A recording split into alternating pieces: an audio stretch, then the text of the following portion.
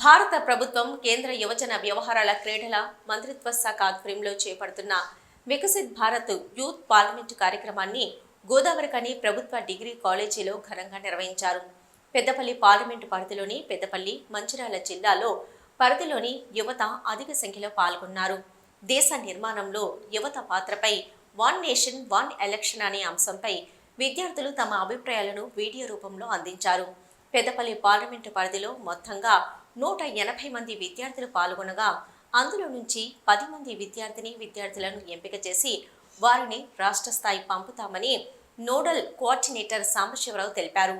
దేశ నిర్మాణంలో యువత యువకుల పాత్ర కీలకమైనదని సూచించారు. ఇలాంటి కార్యక్రమాలు చేపడుతున్న ప్రధానమంత్రి మోదీకి కృతజ్ఞతలు తెలిపారు.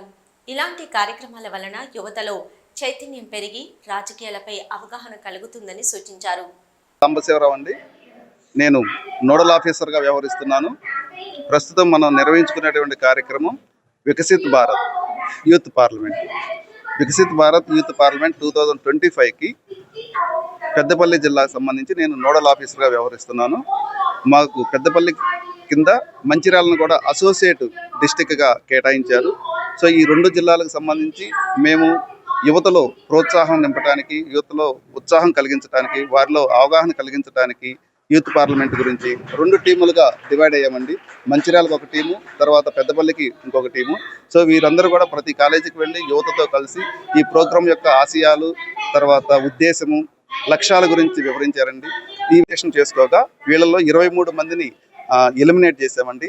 సో టోటల్గా 150 మందిని ఫైనలిస్ట్గా తయారు చేసి